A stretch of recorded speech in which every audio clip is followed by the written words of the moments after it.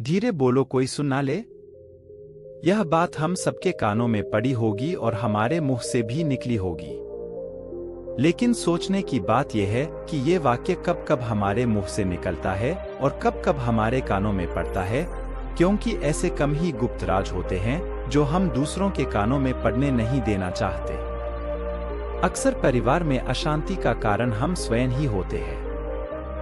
हम इस बात को देख पाए भले ना देख पाए, पर ये असल सत्य है, क्योंकि जाने अनजाने मूर्खतावश हम खुद ही अपनी वो बातें दूसरों को बता देते हैं जो हमें कभी नहीं बतानी चाहिए। और वही बातें जो जाने अनजाने हमने किसी दूसरे के सामने बता दी थी, वही हमारे दुख का कारण बन जाता है, वही हमारे झगड़े का कारण बन जाता है। और फिर बाद में हमें पछतावा होता है कि मुझे यह बात किसी को बतानी नहीं चाहिए थी, मेरी ही गलती हुई कि मैंने जाने अनजाने ये बात सभी को बता दी। इसीलिए आज की जो बौद्ध कहानी मैं आपको सुनाने वाला हूँ, उसे सुनने के बाद आपको 7 ऐसी बातें पता चलेंगी जो आपको कभी किसी को नहीं बतानी। ये जो 7 बातें हैं जो आपको किसी को नहीं बतानी, क्यों नहीं बतानी, इसके पीछे का तर्क भी मैं आपको दूंगा। और इन 7 बातों के अलावा अगर आपको लगता है कि कोई बात ऐसी है जो मुझसे छूट गई या मैं नहीं बता पाया, तो कमेंट सेक्शन में जरूर बताना।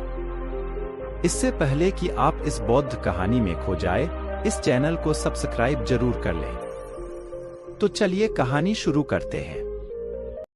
एक समय की बात है। एक नगर में राजेश नाम का एक युवक रहता था। वो युवक बहुत गरीब था। 2 वक्त की दाल रोटी भी बड़ी मुश्किल से उसको नसीब होती थी। किसी काम की तलाश में दिन रात खोज करने पर भी उसे कोई काम नहीं मिल रहा था। फिर एक दिन उसने अपनी पत्नी के सामने अपनी सारी समस्या बता दी। उसने अपनी पत्नी को कहा कि मैं जिस जगह भी काम मांगने के लिए जाता हूं, तो हर कोई मुझे यह कहकर काम नहीं देता कि हमारे यहाँ काम की जरूरत नहीं है। मैं काम की तलाश कर करके थक चुका हूं। मुझे समझ नहीं आता कि मैं तुम लोगों का पेट कैसे भरूंगा, अपने बच्चों को कैसे पालूंगा, और ये चिंता मुझे दिन रात खाए जा रही है। यह सुनकर उसकी पत्नी ने कुछ सोचकर कहा कि तुम एक आदमी के पास एक बार ही काम मांगने के लिए जाते हो, और जब वो काम नहीं देता तो तुम 2 बार उसके पास जाते तक नहीं हो। अगर तुम्हें उनसे काम लेना है तो तुम्हें हमदर्दी जतानी होगी, तुम्हें उनसे हमदर्दी हासिल करनी होगी, अपनी गरीबी दिखानी होगी, ताकि वो लोग तुम्हारी मजबूरी समझकर तुम्हें काम पर रख लें। इसीलिए शर्म मत करो, उन्हें अपनी मजबूरी बताओ, अपनी गरीबी बताओ, और इसी उपाय से तुम काम पा सकते हो। ये बात राजेश के मस्तिष्क में बैठ गई और अगले दिन काम मांगने के लिए वो उसी सेठ के पास जा पहुंचा जहां पर वो पिछले दिन काम मांगने के लिए गया था। लेकिन इस बार उसने हाथ जोड़कर उस सेठ से प्रार्थना की, उससे विनती की कि वो बहुत गरीब है और उसे काम की बहुत आवश्यकता है। वो जो कुछ भी उसे देंगे उसमें संतुष्ट हो जाएगा, पर कृपया करके मुझे अपने यहाँ काम पर रख ले। उसकी ये हालत देखकर उस सेठ ने उसे अपने यहाँ काम पर रख लिया। वो रोज वहां पर काम पर जाने लगा। अंदर ही अंदर वो खुश तो था कि उसे काम तो मिला, लेकिन उसे वेतन दूसरे लोगों से कम मिलता था। वही काम जो दूसरे लोग कर रहे थे, उन्हें ज्यादा वेतन मिल रहा था और इससे कम वेतन मिल रहा था। जब इस बारे में उसने अपने सेठ से कहा तो सेठ ने कहा कि देखो भाई, तुम्हें काम की जरूरत थी, मैंने तुम्हें काम दिया, मेरा धन्यवाद करने की बजाय तुम मुझसे शिकायत कर रहे हो। ये सुनकर रिंकू वहीं पर चुप हो गया। बात कहीं ना कहीं सत्य थी। सस्ती सेठ ने तो उसे उसकी मजबूरी के हिसाब से ही काम दिया था और इसीलिए वो उसे अपने अनुसार ही वेतन देता था। लेकिन धीरे धीरे उसने ये बात अपने सगे संबंधियों और अपने दोस्तों को भी बताना शुरू कर दी कि उसका सेठ कैसा आदमी है और उसे कितना वेतन देता है। समय बीतता रहा और राजेश पूरी लगन के साथ अपना काम करता रहा। लेकिन अब परिस्थितियां बदलने लगी थी। सेठ अब राजेश से दूसरे लोगों से ज्यादा काम लेता था और उसे कम वेतन उसे देता था। यह बात राजेश के मन को बहुत खलती थी। वो दूसरों से ज्यादा मेहनत कर रहा है और उनसे कम वेतन पा रहा है। इससे उसके आत्मसम्मान को बहुत गहरी चोट पहुंची। अब धीरे धीरे उसका मन अपने काम से हटने लगा। उसका मन काम में लगता ही नहीं था। जाहिर सी बात है कि ऐसी जगह किसका मन लगेगा जहां आदमी को अपने आत्मसम्मान के साथ समझौता करना पड़े। इसीलिए जल्द ही उसने अपना काम छोड़ दिया और वो घर पर आकर खाली बैठ गया। अब उसके पास घर का खर्चा चलाने के लिए भी पैसे नहीं बचे थे। इसीलिए उसने अपने सगे संबंधियों और अपने दोस्तों से सहायता मांगने शुरू की, लेकिन उसके दोस्त उसके सामने तो उसे दया का पात्र समझते थे। उसे दिलासा देते थे, लेकिन पीछे से उसका मजाक उड़ाते थे। वो कहते हैं कि कितना बेवकूफ है, सेठ ने इतना काम लिया और बेचारे को पैसे भी नहीं दिए। अरे हम इसको पैसे दे दे तो ये कल हमारा भी पैसा वापस कर पाएगा। इसकी ऐसी हालत है, काम तो इसके पास कुछ है नहीं, पैसा कहां से लाके देगा। और इसी वजह से राजेश की हालत दिन ब दिन खराब होती जा रही थी। अब वो दिन रात तनाव में रहने लगा था। वही दोस्त, वही सगे संबंधी जो उसके अपने होने का दिखावा कर देते, वो उसे दया का पात्र समझ रहे थे, उन्हें उसके ऊपर तरस आ रहा था। सब लोग आकर उसे ज्ञान तो बहुत देते थे, लेकिन कोई सहायता नहीं करता था, और अक्सर ऐसा ही होता है। ज्ञान देने वाले तो बहुत मिल जाते हैं, लेकिन मदद करने वाले, उंगली पकड़कर, हाथ पकड़कर आगे चलाने वाले कितने लोग मिलते हैं। एक दिन उसे पता चला कि पड़ोस के गांव में एक बौद्ध भिक्षु आया हुआ है, जो बहुत ही ज्ञानी है। राजेश इतना तनाव में था कि उसे कोई रास्ता नजर ही नहीं आ रहा था। इसीलिए जाने या अनजाने वो उस बौद्ध भिक्षु के पास पहुंच जाता है।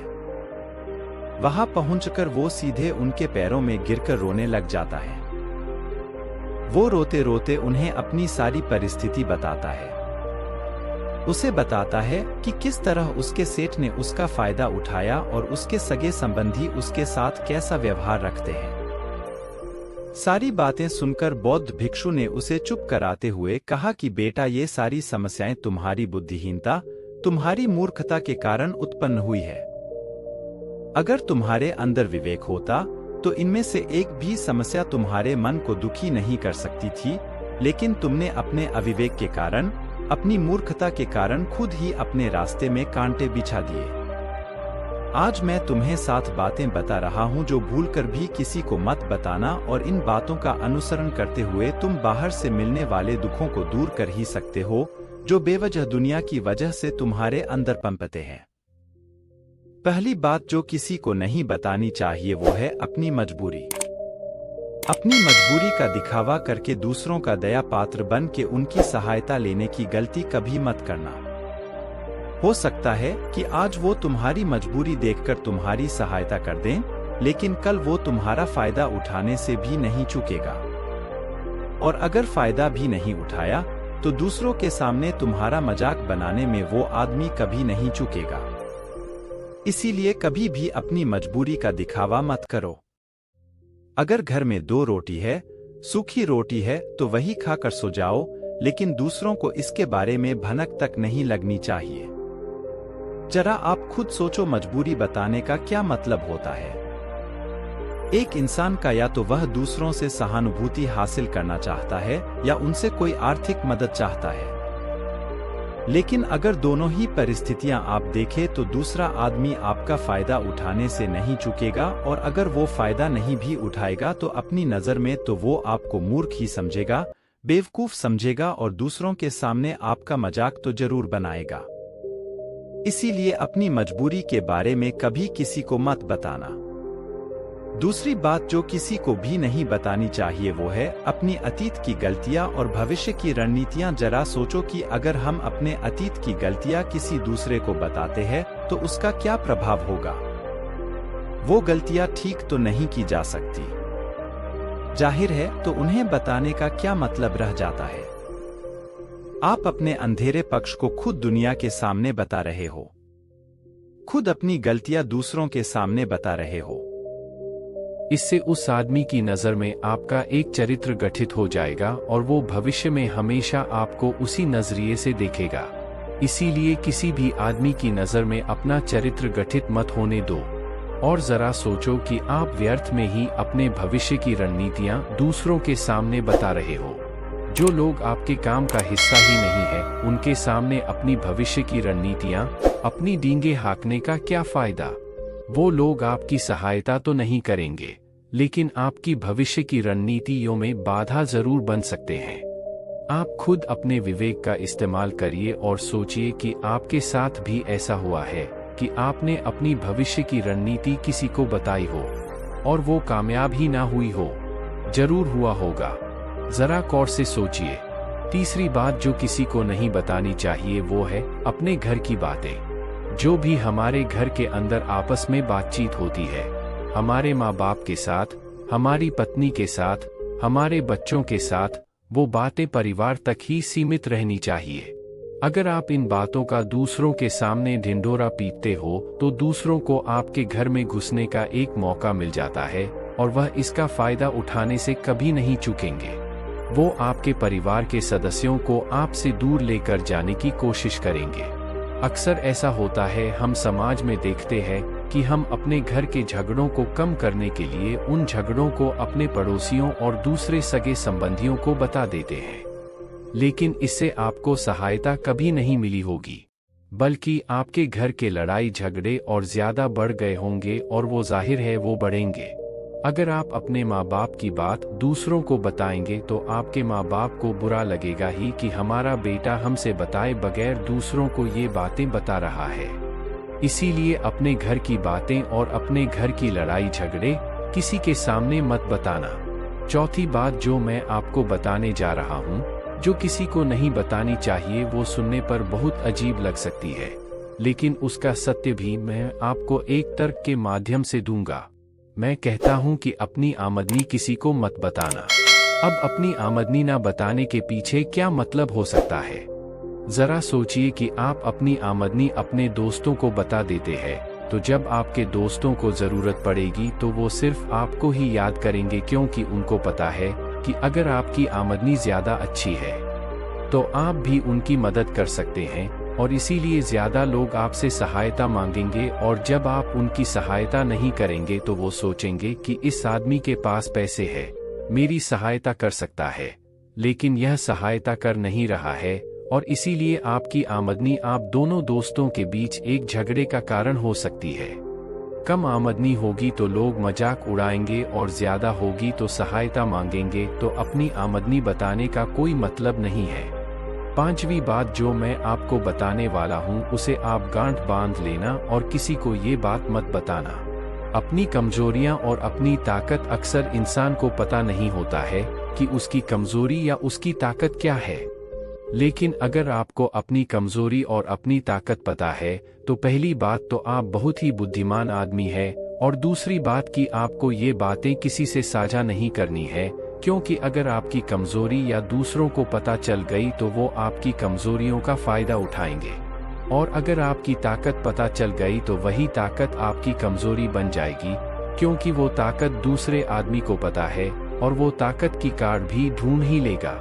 अपनी कमजोरी और अपनी ताकत अपनी पत्नी या अपने पति को भी नहीं बतानी चाहिए, क्योंकि इसके बाद आपको घर में उनसे हमेशा दबके रहना पड़ेगा।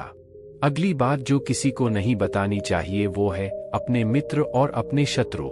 आप अपने मित्रों के बारे में अगर दूसरे लोगों को बताएंगे तो वह आपके मित्रों के साथ अपनी घनिष्ठता बनाकर आपको धोखा दिलवा सकते हैं। आपके गहरे मित्रों को आपसे दूर करने का प्रयास कर सकते हैं। अक्सर आम आदमी ऐसा नहीं करता, लेकिन आपके दुश्मन ऐसा करने की कोशिश कर सकते हैं, और दूसरी तरफ आपके शत्रु का भी किसी को नहीं पता लगना चाहिए, क्योंकि आज जो आपका मित्र है अगर कल वो आपका दुश्मन हो गया तो वो आपके दुश्मन के साथ ही मिलकर आपको परास्त कर सकता है, आपको धोखा दे सकता है। इसीलिए अपने सबसे अच्छे दोस्तों को भी अपने दुश्मन के बारे में कभी मत बताना। अगली और आखिरी बात कहना चाहता हूँ कि जब तुम दान करते हो तो दान के बारे में भी किसी को मत बताना, नहीं तो दान करना व्यर्थ हो जाता है, बेकार हो जाता है। जब आप अपने दान का ढिंढोरा पीटते हो तो आप ये बता रहे हो कि मैं कितना बड़ा दानी पुरुष हूँ, और ये आपके अंदर एक अहंकार निर्मित करेगा। इसीलिए दान गुप्त रूप से किया जाए उतना ही अच्छा होता है, उतना ही फलदायी होता है। जब आपका बायां हाथ दान कर रहा हो तो दाएं हाथ को बिना पता चले कि बायां हाथ दान कर रहा है। ये 7 बातें जो बौद्ध भिक्षु ने राजेश को बताई, इनमें संसार के सभी सिद्धांत छिपे हुए हैं। इन बातों का अनुसरण करते हुए आप अपने घर में सुख शांति बना सकते हैं और घर के झगड़े हमेशा के लिए दूर कर सकते हैं। आप इन बातों के बारे में अपने विवेक से भी सोचेंगे तो आपको यह बातें सच मालूम पड़ेगी। हमारा कहानी सुनाने का मकसद यही है कि आपका विवेक जागृत हो। आप खुद उन बातों के बारे में सोचें जो हम आपको बता रहे हैं, और अगर हम गलत है तो आप कमेंट सेक्शन में वो बात जरूर बताएं जिस पर हम गलत हैं, और इनके अलावा भी अगर आप कुछ जानते हैं तो उन बातों को भी कमेंट सेक्शन में जरूर डालें। तो दोस्तों, कैसी लगी आपको ये कहानी? कमेंट सेक्शन में जरूर बताना। तो मिलते हैं अगली कहानी में, तब तक के लिए अपना ख्याल